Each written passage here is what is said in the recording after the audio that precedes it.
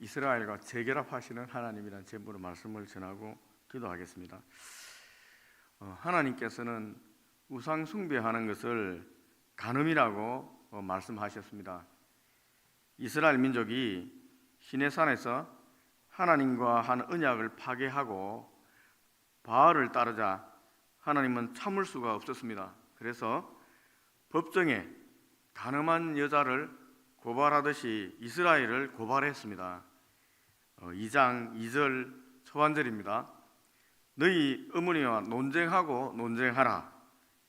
이 논쟁이라고 번역된 히브리어 말은 리브라는 말입니다. 이 말은 다툰다라는 일반적인 뜻이 있지만 법률적인 뜻도 있습니다. 법률 용어로 범죄자를 법정에 고발한다 하는 의미로 쓰여졌습니다. 하나님께서 이스라엘 민족을 고발하듯이 이렇게 표현하고 있는 것입니다. 호세의 아내 고멜이 남편을 버리고 딴 남자를 따라가 버렸습니다. 그래서 하나님께서 호세아에게 법정에 간음죄로 아내를 고발해서 법의 심판을 받아 음란을 제거하라고 요구하고 있습니다. 이 호세의 아내 고멜이 이스라엘 민족을 상징하는 것입니다. 화가 난 하나님의 고발하라는 음성은 곧 이혼 선언으로 이어졌습니다. 2절 후반절입니다. 그는 내 아내가 아니요 나는 그의 남편이 아니라. 그러니까 이스라엘은 내 아내가 아니다 라고 이제 선언해버린 것입니다. 나는 이스라엘의 남편이 아니다.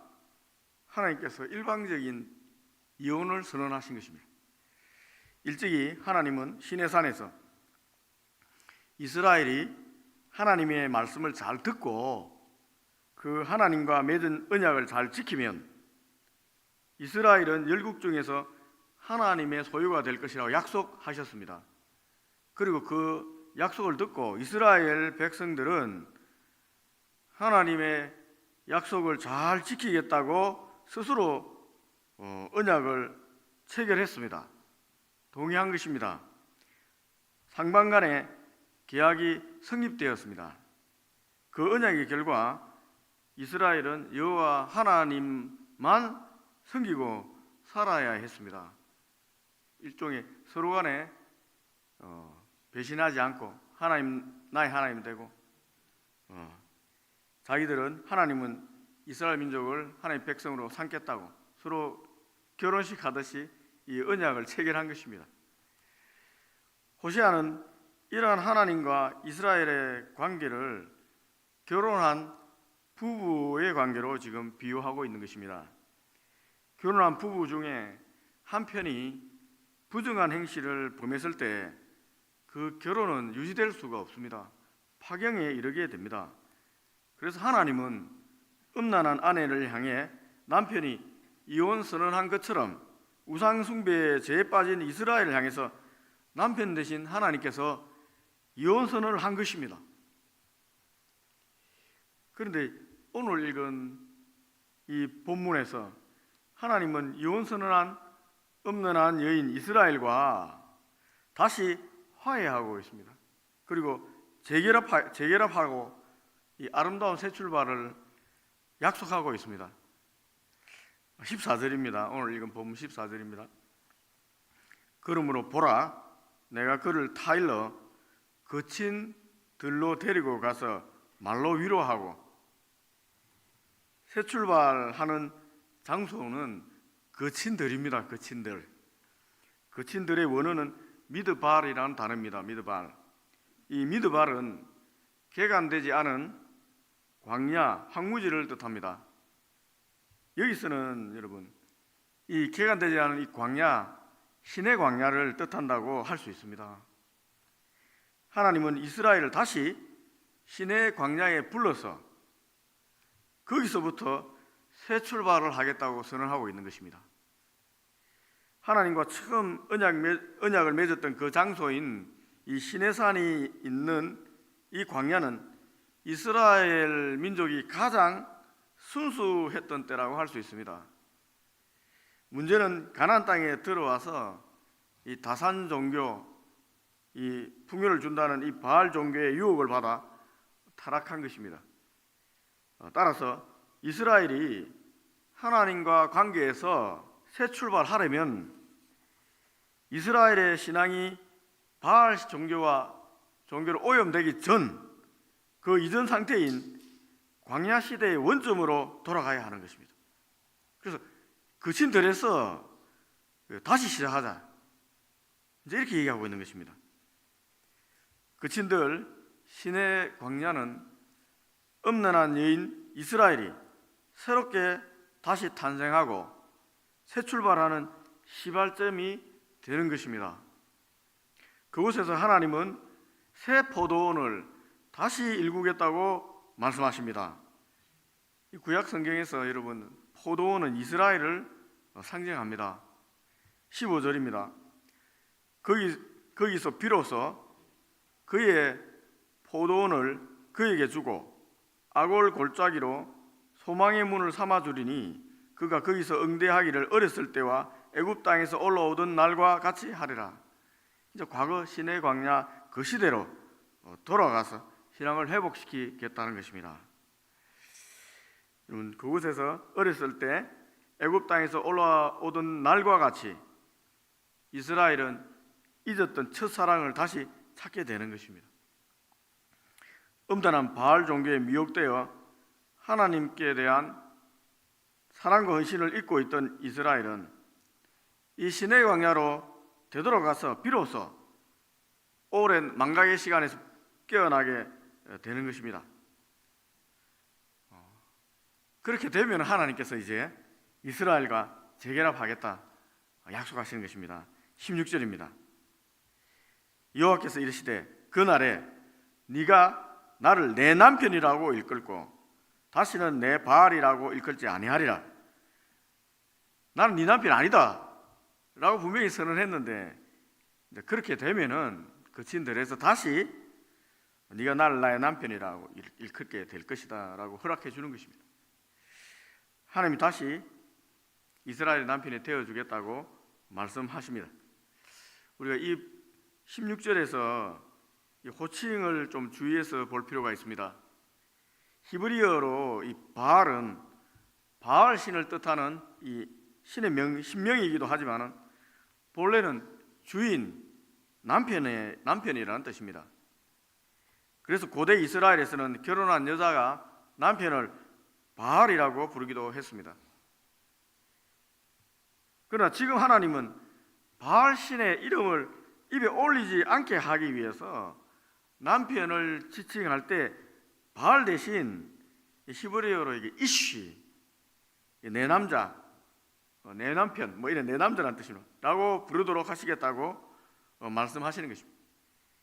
창세기 2장에 보면은 여자를 만들고 남자에게 낳았으니 여자라 하리라 할 때 그때 그 단어 이쉬로 사용하신 것입니다. 17절입니다. 내가 바알들의 이름을 그의 입에서 제거하여 다시는 그의 이름을 기억하여 부르는 일이 없게 하리라. 바알이라는 이름 자체를 이제 부르게 하지 않겠다는 거예요. 나오게 하지 말라는 것입니다. 그리고 하나님 이스라엘과 다시 결혼하겠다고 직접적으로 말씀하고 계십니다. 19절입니다. 내가 네게 장가들어 영원히 살되 공의와 정의와 은총과 긍휼이 여김으로 내게 장가들며, 하나님께서 장가들겠다는 것입니다. 다시 하나님과 이스라엘 관계를 분명히 하고 이 분명하게 지금 결혼 관계로 표현하고 있습니다. 하나님께서 내가 너에게 다시 장가들겠다. 20절에도 장가든다는 얘기가 나오거든요. 이 세 번이나 장가들겠다, 다시 결혼하겠다 약속하고 있는 것입니다. 예수님도, 우리 주님도 비유로 자신을 신랑으로 이렇게 비유하셨습니다. 그리고 우리 믿는 자를 신부라고 표현하셨습니다. 그렇다면 예수님을 믿는 우리는 주님의 신부들입니다. 신부들. 하나님과 결혼한 신부라면은 여러분 당연히 하나님 한 분만 섬겨야 하지 않겠습니까? 예수님 한 분만 섬겨야 되지 않겠습니까? 이 예수님 하나님, 여러분, 우리가 유일하신 하나님입니다. 유일하신 하나님 아들 우리 주님입니다. 엉뚱한 사람이 하나님 자리에 앉고 예수님 자리에 앉아서 자기를 사랑하고 섬겨라 이렇게 떠드는 사람이 있습니다. 여러분, 그런 건 아닙니다. 오직 하나님만 섬겨야 됩니다. 우상을 숭배하면 안 됩니다. 이 호세아 시대는 이 풍요를 관장한다는 음란 종교 바알 종교가 하나님의 사람을 유혹했습니다.